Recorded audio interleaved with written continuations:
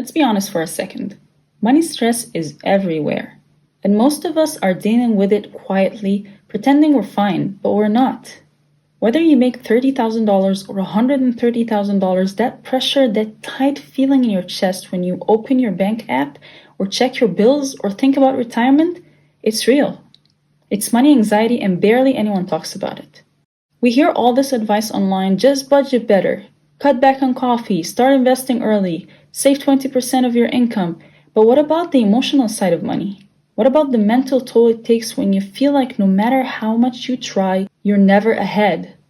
Like you're always running just to stay in the same place? This isn't about laziness. It's not about irresponsibility. It's about the quiet panic that lives in the background of our lives. The kind that doesn't show up on a spreadsheet but shows up in your body. In your anxiety, your insomnia, your decisions. Let's talk about that. Number one, you can be doing fine and still feel like you're drowning. This is the most frustrating part of money anxiety. From the outside, everything might look fine. You're paying your bills, you have a job, maybe even a decent one. But inside, you feel unstable. Like the whole thing could fall apart with one emergency, one medical bill, one missed paycheck. And when you try to talk about it, people brush it off. At least you have a job. Or worse, they hit you with the toxic positivity. Just be grateful others have it worse. Sure, others have it worse, but that doesn't mean your stress is invalid. Gratitude doesn't cancel out fear. You can be thankful and still scared. Number two, money triggers deep emotional responses. Money anxiety isn't just about numbers. It taps into something deeper. Security, self-worth, even shame.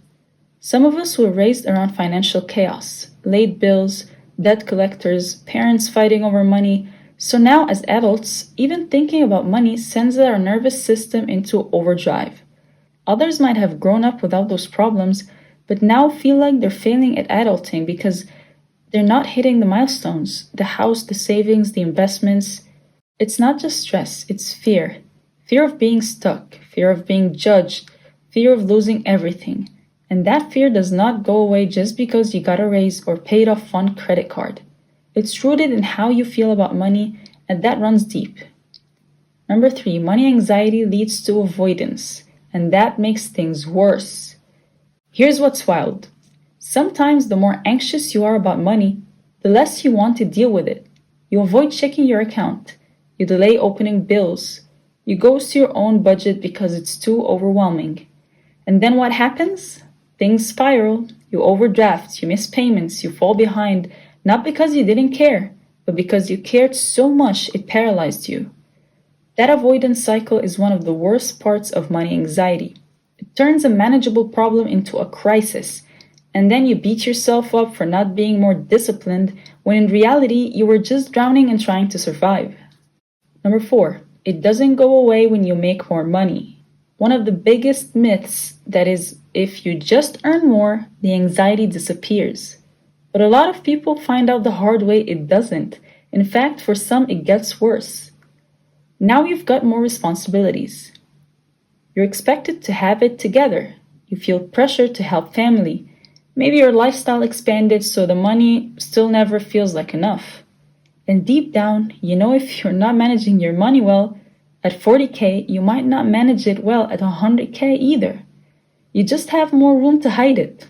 So the anxiety sticks around, it just wears more expensive clothes. Number five, the guilt and shame are exhausting. Let's talk about the emotional tax of money anxiety. The guilt of spending on anything that isn't a necessity. The shame when you realize you don't have savings, or you're behind on retirement, or you're still living paycheck to paycheck in your 30s or 40s. It's mentally exhausting to consistently feel like you're behind, like everyone else is doing better, even though chances are they're struggling too. They're just not showing it. We don't talk about money openly, so we assume we're the only ones with this anxiety. But we're not. We're just the only ones admitting it.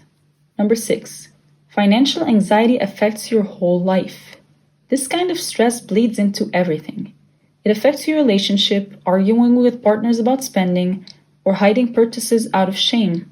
It affects your job, staying in a role you hate because you're too afraid to risk financial instability. It even affects your health, Chronic stress takes a toll on your sleep and your body and your ability to focus. Number 7. So what can we actually do about it? Here's the truth. There's no overnight fix, but there are ways to manage money anxiety so it doesn't run your life. Start small. Don't try to overhaul everything at once. Just checking your account regularly is a win. Track and don't judge. Look at your spending like data. You're not bad for spending money. Build financial habits slowly. One auto transfer to savings, one small debt payment, one realistic budget. Focus on control, not perfection. You'll never control everything, but you can control your awareness, your choices, and your mindset. Talk about it. Shame thrives in silence, so talk. Even just saying I'm stressed about money is a powerful start. Money anxiety is real. It's not weakness, it's not failure, it's not something to be ashamed of. It's a response to financial pressure. You're not the only one feeling like this, and you're not broken for struggling with it.